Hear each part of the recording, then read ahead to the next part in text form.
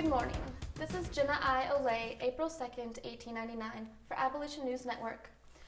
Beginning a new series on the part that various religions and church leaders played in influencing the abolition of slavery before the Civil War.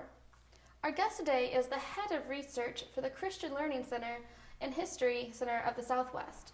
She has a Doctor of Divinity degree from the University of Texas. Welcome, Ms. Amber Christianson. Good morning. Glad you're here. It's a pleasure to be here. Let's get right to the main question for today. Did Jesus or his disciples say anything about the ungodly act of owning slaves? I can answer that in what it says in Matthew chapter 22, 37 to 40, where he says that Jesus said when asked, "Which is the greatest commandment in the law?" Jesus replied, "Thou shalt love the Lord thy God with all thy heart, and with all thy soul, and with all thy mind. This is the first and greatest commandment.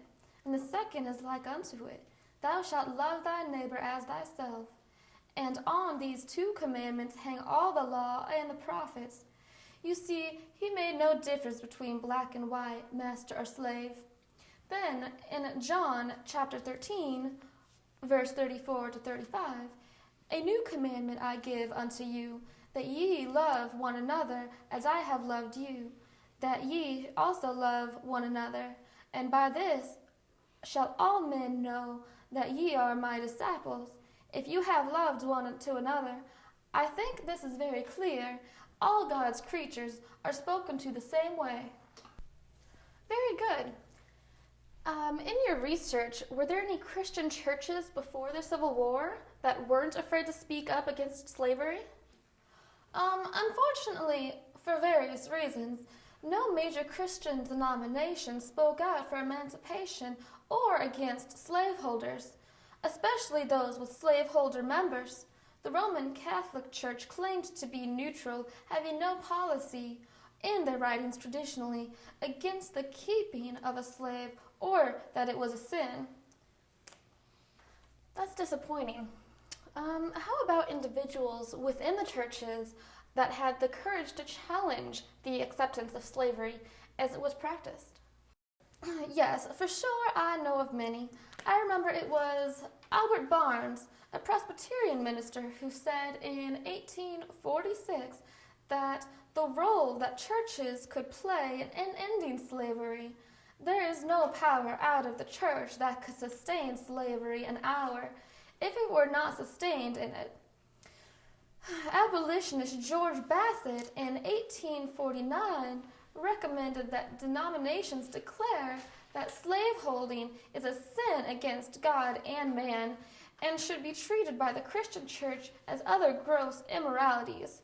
And it was Presbyterian Reverend John Rankin, who ran the largest underground railroad station in Ripley, Ohio, who quoted Exodus chapter 21:16, "He that stealeth a man and selleth him, or if he be found in his hand, he shall surely be put to death." Reverend Rankin often said that certain death is the penalty which the Almighty has attached to the crime of depriving an innocent person of his liberty. You see, what I conclude from this is that no matter how influential and powerful slaveholders were, no one can own a church. You're right. Good point. No one can own a church.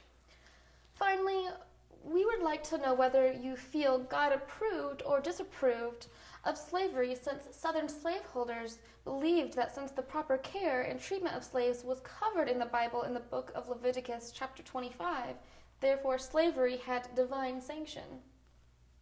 No. We all have to acknowledge that slavery existed in the Bible hundreds of years before the birth of Christ.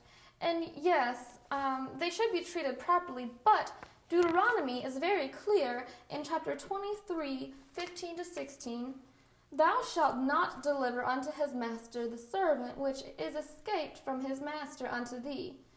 So it is subtle whose side God is really on. I see. Ms. Christianson, then can you conclude that God is definitely against slavery? You see, it is the spirit of the holy word from God that the people who own slaves must look to for their conduct. Do unto others as you would have others do unto you. Love thy neighbor. Thou shalt not steal, and thou shalt not murder. You see, it's the meaning of these phrases that really matters taken as a whole. The spirit of the word should guide us then and now. You know something, Miss Goody Two-Shoes? I think you're too naive to slaveholders. They made money off slaves and cotton, and they needed to create and maintain a inferior race for their workforce who could be whipped and driven home their religion. I see. The slave should have had you as a spokesman. You talk back. Who are you, by the way? I'm the receptionist here, Miss Jane Flum. And you should have been a slave in the 1850s and had your backside lashed for spouting out the Bible to your slave master. Really? You should go to church and repent. You don't have any faith in the Lord.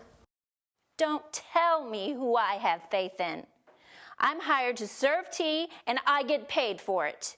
Then you are a slave to your paycheck. Ladies, please. Thank you very much, Miss Christianson, for clearing up what the spirit of the Bible is. And maybe you should find a church, Miss Flum, and study those passages Miss Christianson recommends, and we'll see who'll follow.